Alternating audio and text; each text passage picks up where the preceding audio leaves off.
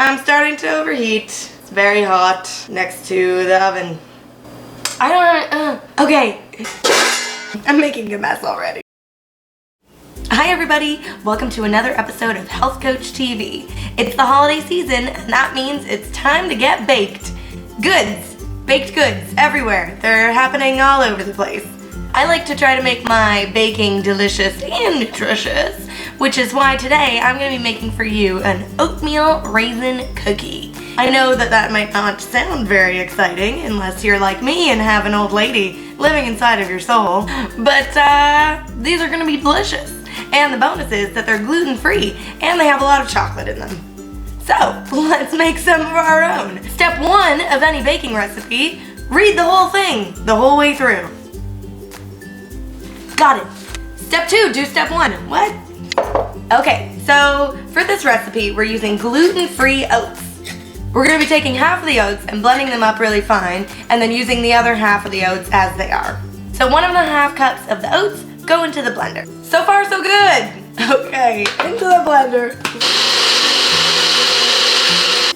So now we've basically got oat flour. Put that into the bowl. Now we've got some cornstarch. Not usually a big fan of cornstarch, and I was trying to see if I could switch it with potato starch, but the reviews online were a bit mixed as to whether you would get the same kind of consistency, where they think potato starch is more for like soups and stews, whereas cornstarch is more for baking. So I figured, let's go classic. 2 tablespoons of cornstarch. Tablespoons? That seems like a lot. Okay. 1. 2. And now the rest of this is gonna sit in my cupboard indefinitely. Cinnamon. Oh God, do I have enough? 1.5 teaspoons of cinnamon. 1.5. Baking powder, baking powder, baking powder, bake! Baking powder. Always buy aluminum free because it's better for your brain. Aluminum builds up in your brain and can cause Alzheimer's. So don't put it in your cookies. 1 teaspoon. Half a teaspoon of salt. Never skip the salt in a baking recipe because the salt activates the leavener. So if you forget the salt, then you won't have very leavened cookies. That's not English. You're welcome. Okay, so this is essentially our dry ingredients. We're just gonna mix all of these together and set that aside for now. Time for the wet ingredients. 2 sticks of unsalted butter, which is 8 ounces. Always get really high quality butter when you're doing baking. This is grass-fed, and I don't think it's organic, but it's Irish, and I trust the Irish with their cows. Plus it smells really good. Okie dokie. 3/4 of a cup of granulated sugar. I'm using coconut sugar. 1/4. 2/4. 3/4. This recipe also calls for brown sugar. Brown sugar is a lot moister than granulated sugar. Obviously, you know that because you're a genius. So I was worried to switch it for something else. If you have a healthy swap for brown sugar, let me know in the comments below. And when they say packed, they mean they want you to push it down a little bit. Because brown sugar tends to heap. If you push it down, then you get a true measurement. Whoop, whoop, whoop, whoop. Now I'm gonna mix the butter and the sugar together until it's light and fluffy. Scrape down the sides and do it again.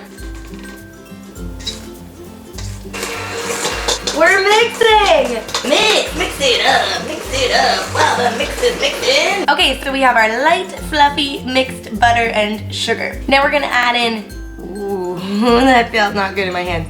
Now we're gonna add in 2 eggs. Why is it wet in here? I don't like that at all. It's always easiest to crack your eggs on a flat surface, because then they, I don't know man, they crack better. Trust me. Vanilla extract. Might as well just empty that out. Whip it real good! You're thinking to yourself, that's a great idea, Alex. I should make like that all the time, right? Right? So good! Oh no. There is a hair. Didn't make it in, just on the rim. Just a little hairy rim job. It's okay. So now, we're gonna gradually add in our dry ingredients. And by gradually, I probably just mean all at once. Perfect. Just worried about the powdered splashback. I could probably do this by hand. Gradually my butt. I don't need to do that gradually. Look how good this looks. Gradually just to avoid getting white powder all over the place. This smells really good.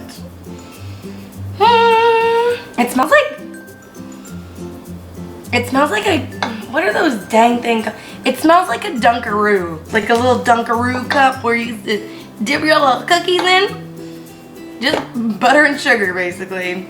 Can't go wrong. 3/4 cup of chocolate chips. Always buy really high quality chocolate chips. These are Enjoy Life, and they are gluten and dairy free. I really need to buy a 3/4 cup measuring spoon because this is really tripping me up. I gotta do 3 1/4 every time I want 3/4 cup. 1, 2, 3. Everybody's favorite, raisins. I like them. I always look for little nibs on the raisins, just in case there's a stem hanging around, because I don't think you'd want that in your cookie, probably. 1. Ooh, I found a stem. 2. 3. Oh yeah. Get out. Always wash your hands before you bake. So now I'm gonna add a remaining 3 cups of oats. These are just the whole oats.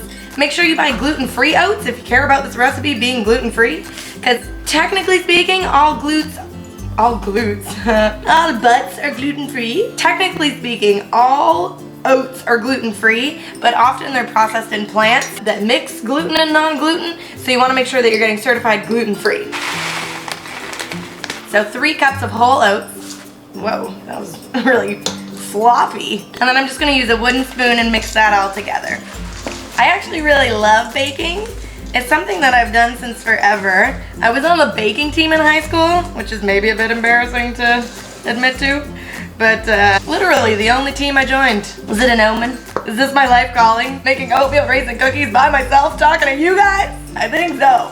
I think so. Dang! So here's what it looks like. We have a pretty sweet batter happening, and that's all. So now I'm gonna spoon it all out onto my trays. I'm gonna tidy up a bit first, because this is getting out of control. Highlight bling. This is from last year. I'm not that out of date, I promise. I don't actually promise, because I probably am that out of date, but we'll just let me have that, okay? Thanks.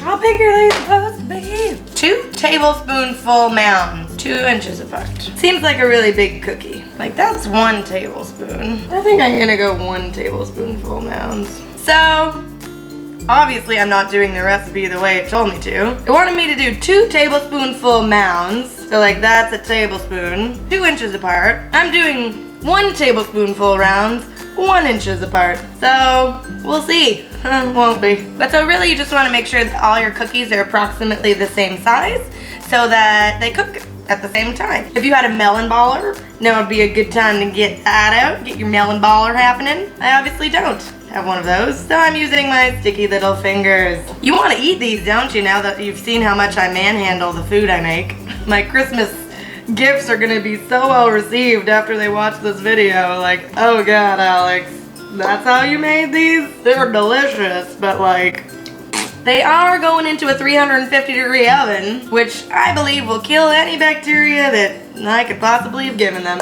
By the way, preheat your oven. I'm having a really hard time eyeballing how big these cookies should be. P.S. The brownies I made yesterday were a hit at the bake sale. If you want that recipe, make sure to click on the link over here. There was less touching involved in that recipe. I think I have just the right amount for 2 sheets. 2 sheets of paper. I had a math teacher once on the first day of school explain his accent to us, and he told us all that when he asked for our sheets of paper, that he wasn't saying shits, that he was in fact saying sheets, but just as shits. Pretty hilarious. He also taught us about factors. That was a fun lesson. So I don't know about you, but I'm pretty impressed with myself. Right here I got my 2 sheets of cookies. They're on silpat lined trays. The recipe doesn't necessarily state anything about what kind of trays they should be on. but I own the still pass, so I went for it. I'm gonna put these in my 350-degree oven for 18 to 20 minutes. God, I hope they turn out okay. Okay, so into the oven. We'll see you in 20 minutes. Okay, all right, trying to get these out of the oven. Ooh. Have your wire cooling racks ready to go. Okay, so what'd we learn? Well, we learned we should listen when they tell you to space them 2 inches apart. That was lesson number 1. Lesson number 2, we probably should have measured how big these cookies were. Lesson number 3, they still taste good no matter what. So, you want to let these cool. The wire rack helps the cold air get underneath so that they cool faster. I'm gonna leave them on here maybe like 15, 20 minutes, and then I'll transfer them kind of individually to the cooling rack so they can cool even further. These are gonna be really good, I think, I hope. They smell really good. Thanks so much for watching Health Coach TV today. I hope you've enjoyed this oatmeal raisin chocolate chip cookie. Totally gluten-free, kinda healthy. Who cares about healthy? It's the holidays. We wanna bake and eat and feel good, and these cookies will certainly do the trick. If you liked the video, give me a thumbs up and subscribe to my awesome channel for some more awesome videos. And until next time, happy holidays, everybody. Why did I say awesome so weird? Like awesome. I got some awesome sauce cooking on the stove top. Okay, I'm gonna leave now. Bye.